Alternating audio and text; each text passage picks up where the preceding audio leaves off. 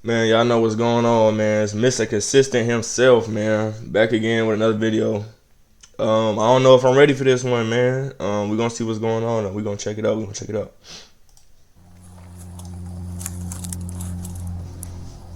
Oh shit. SO389 dispatch. I've located the body. The scene's about 50 yards on a trail. This lone cop just discovered a dead body in the middle of the woods. In the middle of the woods? Sounds like it's heading this way. 5 feet from the knife, up top of the body, carving the blood of the place. 10-4, signal 7. What? Please send another unit to my location. What he doesn't know yet is that the lifeless man in front of him has been tortured for hours by the twisted man hiding in this very forest. Whoever did this, that's fresh. Did anybody got their gun out? What? There's a little eyeball right here. There's some creepy shit right here. Smell this right here. You don't smell gas right here? Yeah. Think they're gonna torch him? I'm not sure what it is, but I've got movement east of my location in the woods. There's something moving around back this way. He carries 3 or 4 knives on him. He thinks he's random. You're what? I'm just like a god. This man think he got. It's December 23rd, 2022, and Officer Azure has just received a 911 call from a distraught man reporting that he's found his best friend's lifeless body in the middle of the Lake Jackson forest. Officer Azure, along with a group of first responders, quickly arrive at the scene. That's my friend, man. Okay, y'all stay right there. Here they encounter Jamie, the 911 caller, and his best friend Robert, both of whom urgently want to show the officer where their dead friend is. Considering the serious circumstances, Officer Azure decides to follow Robert into the forest despite being alone. 389, I'm 10-12 with him. Just give me a minute.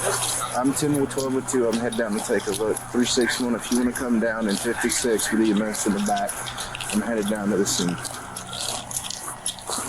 We're gonna go back that way about 50 yards. Okay. 50 yards. Man, you better call for backup, man. When I walked over the village, Yeah. knife was laying on the ground. There's no blood on it. Did you touch the I knife? did pick up the knife. Okay. Well, we're gonna need to get fingerprints from you, okay? No problem. I walked by the tarp, and you couldn't see James. Okay. And then Man, this cop crazy. You gonna follow this man to the... Man, listen, I'm calling the reinforcements, man. Call reinforcements, man. What you doing? Alan walked by the truck and goes, "What's that?" And he picked the truck up with his sticky gun in his hand, and James was laying there face down, and I dropped the knife and we left. Okay. All right. Well, we're gonna need to get a very detailed statement from you, okay?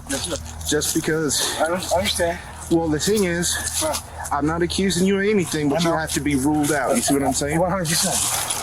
At this point, the officer can't yet confirm Robert's story, but with a dead body Not gonna cap, man. The last time... Well, that dude was actually guilty, though, so I can't even say that. We ain't even gonna talk about that. reported, he has no choice but to push deeper into the woods. However, alone with a suspicious man he's just met and a killer who could be lurking nearby, the officer knows he must proceed with extreme caution. You just hang on down right here for me, okay? Let me get up there and take a look. I'm not gonna lie, bro. This cop is real stupid, bro. Luckily, you know, it looked like it's gonna go his way, but like that's some dumb shit, man. Why would you follow this nigga into the fucking forest, nigga? Bro, this could be a setup. This could be you the type of nigga to fall into a trap easily, bro. Cause like, why the fuck would you follow this man into the fucking forest, bro? What you want? Right here, plenty. And then he gonna walk in front of him. And then you please look in that back tent. Boy, if they wanted to set this nigga up, all they gotta do is let him walk ahead. Somebody pop out behind one of these trees and crack him over his head with a baseball bat. Where's the knife? The knife's on the left hand side of him. Okay. Laying on the ground. He's got a white belt. Okay. Just hang out there for me, okay? Yeah.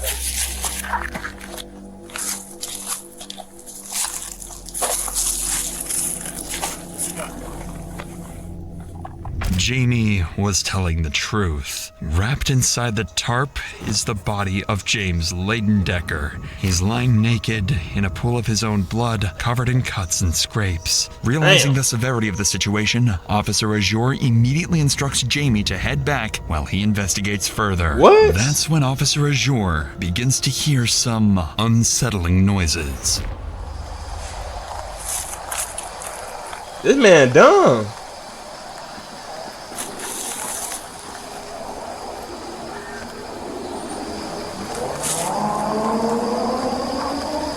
I'm not sure if it's a person or I'm not sure what it is, but I've got movement east of my location in the woods. Sounds like it's heading this way. You dummy, man.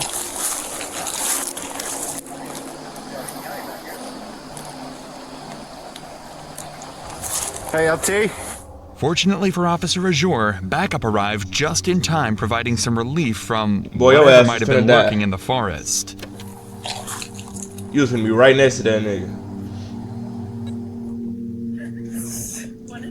There's nothing for y'all to check. He's cold to the touch. All right, we've got knife right here, body here, tents, whole camp spread up back here. We've also got one outstanding. There's two people. Okay, this is what I was gonna say earlier, man. The last time, and I hate to always bring this shit up, but this shit really be crazy to see. The last time the black dude called the police about a murder, they put them motherfucking in handcuffs right away. Instant suspect. Just saying. Live in this camp, And one's not here? and one's outstanding at the moment. Did you find the knife? Yeah. I got a knife right here. No blood on it, Well, there's something right there, but hey, did you still got those two guys 10-12 up front? Yeah, they're standing there waiting for us. Good, because one that led me back touched the knife, so we need to get his prints and a statement off him. The other one touched the tarp. They found out what was going on and they took off. I checked the camp, and Bro, he's the only one back that shit here. crazy. I got the name of the person that he was arguing with at 5 or 6 o'clock. Yeah, so, and I've got what looks like maybe his clothes right over there. So he's naked, and there's some clothes right there on the fire.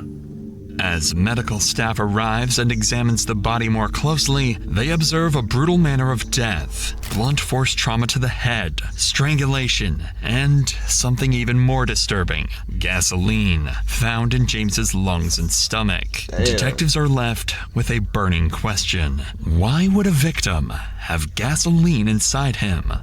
However, this would be only one of the many disturbing details officers uncover at the scene. That man was sick. Seth, take a look at this for me. What is that? Is that just soot weared off on that, or? I mean, it looks awful shiny. Where he has been stabbed, from what I can see. But he is butt naked, face down on the tarp with his upper torso covered, so definitely not. And definitely somebody put him here. No shit, nigga. You fucking idiot. So I don't know what his face looks like. If he was stabbed in the neck or the face, the blood may be hidden by the tarp. I'm not seeing any obvious blood. Apparently the witness picked up the knife, and the knife has like a rope string around it. There's blood on the, the tarp's brown, but there's blood all over the tarp, like blood splatter. It looks like, he was moved post-mortem. You can tell by the way he was dressed. Oh, he's got his fucking leaf in his ass crack. Yeah. That's hollow down below, you see that? Bro, Almost looks like the carbon. these niggas is desensitized, bro. That man said he got a leaf in his ass crack. This in the one eye. You see that? Fucking nuts. Artistic. Put some gloves on. So yes. Oh, they had to cut that with a chainsaw, right? And it looks like. You spoke after. Yeah. By now, officers were certain they had a murder on their hands. The injuries to the body, the bloody knife, and the presence of gasoline all point to one thing. This wasn't just a killing, but a calculated act. Play on the coolest RP project in the whole world, which is Grand RP. Here's everything you need. Do you want to join the police and... Where the victim had likely been tortured for hours. With this in mind, officers would return to question Jamie, the man who had originally called 911, and what Jamie reveals would soon lead investigators directly to the killer. But before we continue, it's worth noting that tragedies like these could affect any of us. Take Yvette Torres. She was walking home from work in Philadelphia when a truck struck her without warning. Morgan & Morgan fought for her in court and won her nearly $12 million. If you're seriously hurt, you're injured, and unless you wish a victim in Florida one of injured, your case could be worth .com. Jamie, one of the eyewitnesses, and Jamie, one of the... With that said, let's get back to the investigation. Officers were about to speak again with Jamie, one of the eyewitnesses, and he would provide them with their biggest lead yet. So I heard arguing and stuff, so I go through the woods, go to this camp. So you I left. walk back to the camp because, you know, homeless people argue all the time about dumb shit. It's been a while now, and I haven't heard anything from James or anybody over there. So I go over there to me and my friend that's with Officer now. Go over there, right? So when I walk, get to a certain point, I see a tarp laying there beside this tree, which is never there. And inside the tarp is, I don't even know if it's James or... All right. Well, we're gonna get it figured out, okay? Do you know James' last name? Do you know James' last name? No, ma'am. No. I'm talking about the person who did this, because I know who it is. Dusty McDonald. That lives right up. He just got the complaint this morning. Man come down there with a hatchet, threatening, chopping shit up. Called it in, sheriff's department. They come over, they talked to him, they told him that they're gonna go over and talk to him to stay away. And James is the one who called. No, ma'am. Who called this morning? Rick. Okay. Do you know Rick Rick's is last the one name? who stays there. Okay. No, ma'am, but Rick is the one who I'm lost, stays there. man. James is a friend of everybody's, but So he I was should be staying able up to there with find out by Dusty. his name. According to Jamie, a man named Dusty McDonald had attacked another man, Rick, with a hatchet earlier that day. Police were called but were unable to locate or confront Dusty at the time. While this incident was concerning, it wasn't enough on its own to establish Dusty as a primary suspect. Until nearly every witness interviewed pointed to him as well. Eventually, officers had gathered enough statements to justify bringing Dusty in for questioning. All they needed now was to find him. As police began searching for Dusty, other officers on scene would sit down with the two 911 callers to piece together a timeline. According to them, the day had started with unsettling signs that something was off. We both went down there. We live right here. We wanted to go check on our family. He's wrapped up in a tarp. Okay. Sir, We came back and I called. heard arguing earlier, right? We know who was down there, sir. Arguing. Okay. So I walked down. Where they at? What city they in? They gotta be in I like seen Dusty Oklahoma or something. have James on the ground. He was saying, you shouldn't talk shit about this, that. You know what I'm saying? I heard, like, oh, they just getting shit out, you know what I mean? But I never hear nothing from over there no more. I'm like, You know Dusty's real name or? Dusty McDonald. Did you say that James called them today and said, hey? Nope, Rick. Oh, Rick called. Rick. And said, James was there. when Dusty went over there and cut his tap with Cut him up, machete? threatened with a machete, Yep. cut his tin up, Yep. all kind of shit. They called the police. I was there Yep, for that. I called was the there for police, that. made a report, and the police just said, stay away from him. There's a tarp laying beside a tree. See, niggas don't be doing their job, man. Because I live here, and I took the stick and went. When I flipped it up, I seen legs. Based on these witness accounts, officers now have a fairly detailed picture of what likely unfolded just hours earlier. They also have a lead suspect, Dusty McDonald, Yeah, a nigga name look one of the crazy officers as hell. happened to be familiar with. I think they already brought up his name, but Dustin McCormick. Yeah, Dusty. Dusty, Yeah, so supposedly general and some militia come down there this morning with a machete and started hacking up some of the tents because he wanted to clear the area. Said he's signal 20 and off his meds. They said Dusty. They said Dusty's the one that's outstanding. Yeah, they said this guy Dusty left from over here like later in the evening. By By now, it was clear Dusty had likely been involved in the murder, and with Jamie and Robert's statements in hand, police began piecing together the sequence of events leading up to the brutal killing. Earlier that day, Rick, another man who lived at the camps, had called 911 claiming a Dusty McDonald had slashed his tent with a machete while searching for a man named James, even threatening him in the process. Later that afternoon, Dusty managed to find James, and witnesses reported hearing arguing from the camp. When they checked to see what was going on, they saw Dusty on top of James, wrestling and yelling. It didn't appear to be anything more than a heated argument, so they returned to their camp. However, hours would pass, and nobody had heard from James. Robert and Jamie began to worry and decided to go looking for him, and that's when they found a blue tarp covering James's lifeless body. Get rid of the body, boy. He did not Nearly give a fuck. all witness accounts lined up perfectly with this timeline of events, making the next step for officers clear: arrest Dusty and bring him in for interrogation. Fortunately, since officers had begun the work of locating him earlier that day, they already had Dusty's address. Soon after, they surrounded the house, ready to move in. I don't know if that's him, but there's somebody.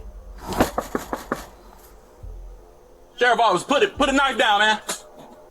Have you ever heard content creators say, comment the word burgers below and I'll send you over something for free? And then when you... Shut up, nigga. Come on out. Come on out. Come on out. I don't have anything in my Okay, hands. come on. Please, I don't Come have on. anything in my hands. Come on out. I'm right here, sir. Come on out. Dude, I'm right here. Dusty. Okay. Dude, yeah. Turn around, put your hands behind your back. Dude, the man just tried to light me on fire, dude. Y'all know what happened down there. That man tried to light me on fire, man. It's all on surveillance, dude.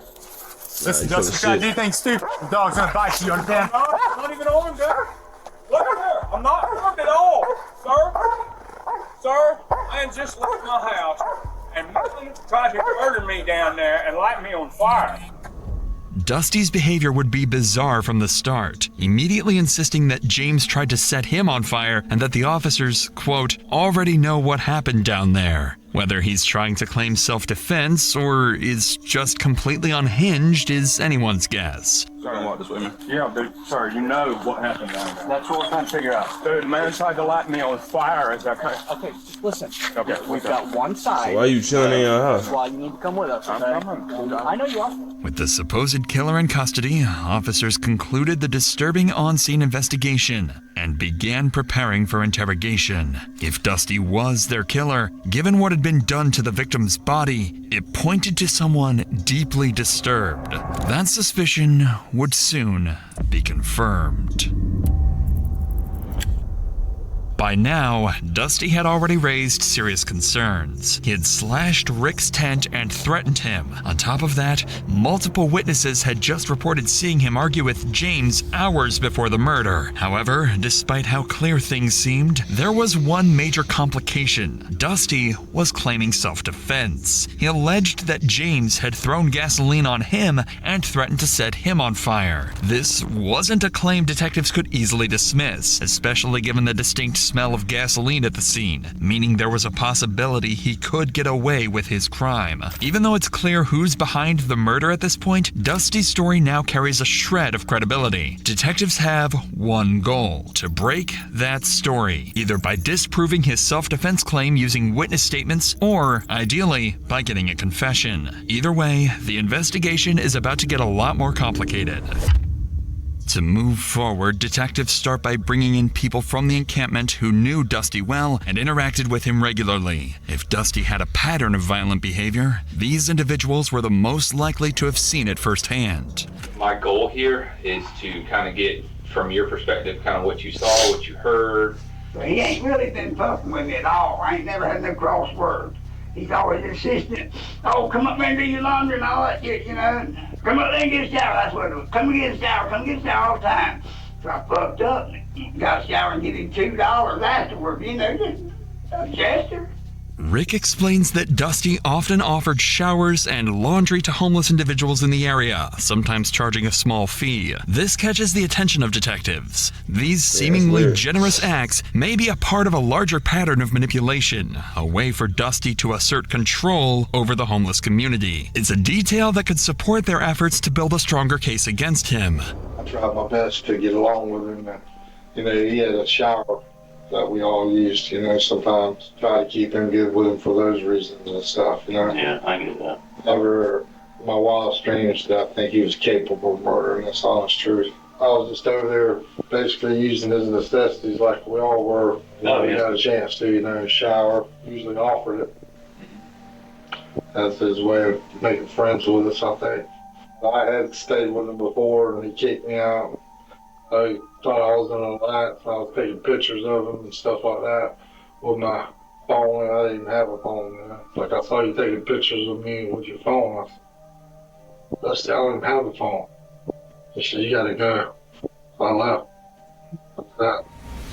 Dusty lives in a house near the homeless crazy. camps, a property owned by his grandfather. At first, much like Rick, Busby describes Dusty as someone who seems generous, allowing members of the homeless camp to use his home for basic amenities. As investigators continue interviewing members of the homeless community, a more troubling picture of Dusty begins to emerge. He has a history of strange and violent behavior marked by paranoia and delusions. However, officers face a challenge. The interviews so far have been too vague, highlighting patterns of behavior but lacking concrete details to build a solid case. This leads detectives back to Jamie, the original 911 caller and the person with the clearest recollection of events so far, and he's able to offer meaningful insight into who Dusty really is. Mr. Allen, my role here in all this, it's just kind of to get from your perspective, your side of things, what you saw, what you observed. Man came to my camp last night. I used to stay up there with him. See, this was crazy, man. Like, if my black ass was in this situation, I would be scared to call the police, bro. Cause I'm like, damn, they might think I did it.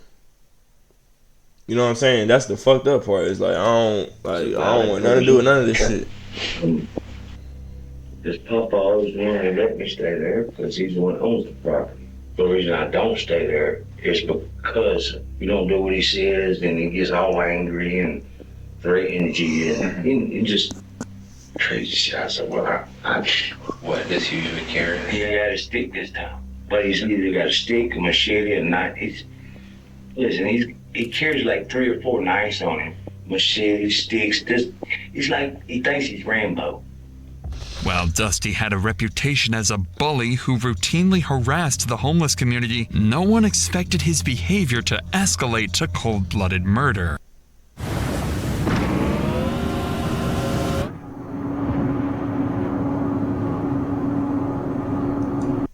His so-called generosity, offering his home for showers and laundry, masked a deeper need for control and manipulation.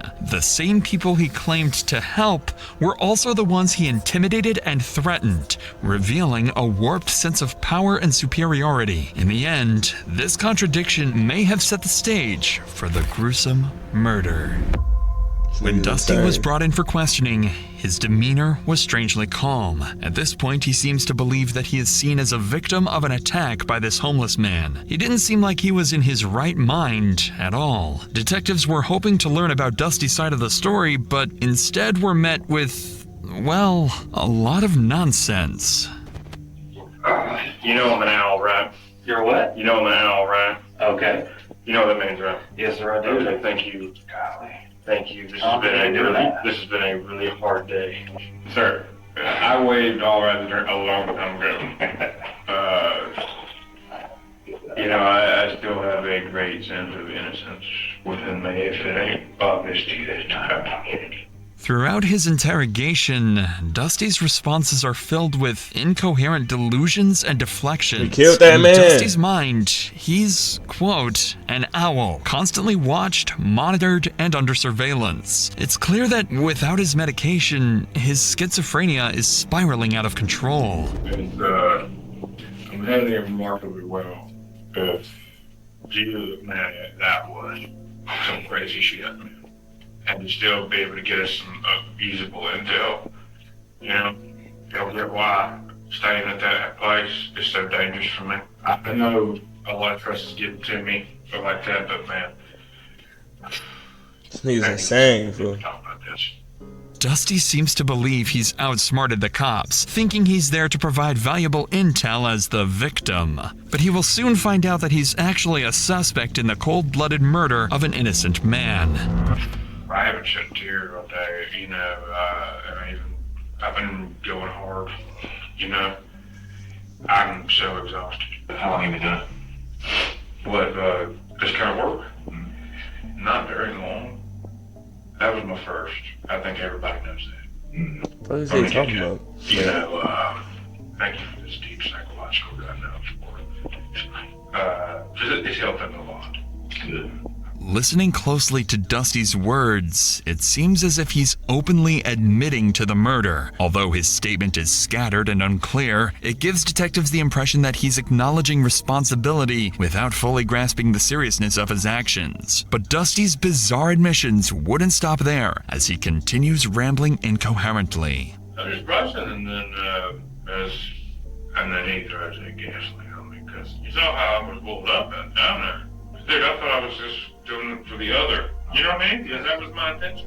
Everybody knows that. I then managed to hit that Neo UI and come out like that. I don't know how I do it sometimes. You know what I mean? Yeah. I mean, when I'm just experimenting in the house with blades, like before back when I took the butcher knife and threw it in curved like that. I mean, shit, I don't know how I do it, sir. I just know with my beautiful mind that it's a three-way. Yeah. You know, it's the photographic, the audiogenic intake, and then the loving intake. Yeah. You know, if y'all don't ever think I'm so amazed that I'm just like, God. Man, I never thought it would be something like that, but my God, what that thing was.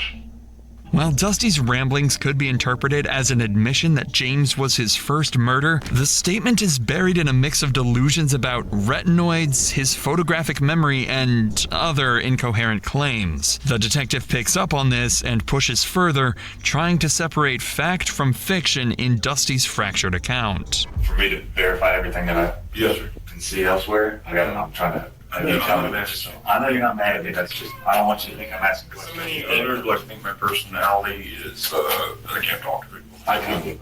Yeah. But I don't want you to think I'm being an expert. I am very relieved that we were having this conversation. Dusty claims he's not mad and that people don't understand how he communicates. This shows he might have a twisted view of himself, possibly because of paranoia, delusions, or mental illness. This man is What's fucking strange insane, is nigga. how He just calm and admitted to relieved a Dusty murder. seems. Most guilty people would be nervous or scared during an interrogation, but Dusty is different. He seems to still believe he's the victim and doesn't grasp the seriousness of his actions. Instead of taking responsibility, he thinks people just don't understand him. This becomes even clearer when Dusty asks one final question to the detective. Will I be able to go home? I'm going to figure that out. Yeah, because am I going to jail or we're going down to dance? We're going to have to figure that kind of out because you know how this thing kind of goes from here. I guess. I'm going to come talk to you about it. Just look at it. After this bizarre exchange, the detective had heard enough to know it was time to wrap up the interrogation. Dusty's lack of remorse and distorted grip on reality made it clear they were dealing with someone who didn't fully understand the weight of his actions. According to the pathology report, the victim, James Leidendecker, was subjected to horrific torture before his death. His body showed severe blunt force trauma, including cuts, bruises, and fractures to his face, nose, ears, and mouth. His eyes had severe bleeding, and many of his teeth were broken. The injuries also extended to his neck, with heavy bleeding in the muscles and a broken hyoid bone, suggesting he had been strangled. His torso displayed several broken ribs, and internal bleeding was found in his chest and abdomen. One of the most disturbing details from the report was that James had been exposed to gasoline. His skin had begun to slough off in areas, and a strong smell of gasoline was found on his arms, thighs, and hands. Gasoline was also detected in his lungs and stomach, indicating he had inhaled and swallowed it before he died. This made the murder even more gruesome. Dusty was processed for forensic evidence and transported to the Leon County Detention Facility. The witness statements, his vague confession, and the forensic evidence from the scene were enough to formally charge him. Dusty McDonald was charged with 1 count of first-degree murder, and as of this video's upload, his case remains ongoing. You better get that nigga life, nigga. What the fuck? Let that nigga back on the street, This man. business AI hack feels illegal. That shit crazy. It's like that should be instant life, nigga. The fuck? Yeah, man. I make sure y'all subscribe to my channel, man. Like the video, share my content, nigga. There's only one lane, man. Mr. Consistent himself, man. Y'all know what the fuck going on, man.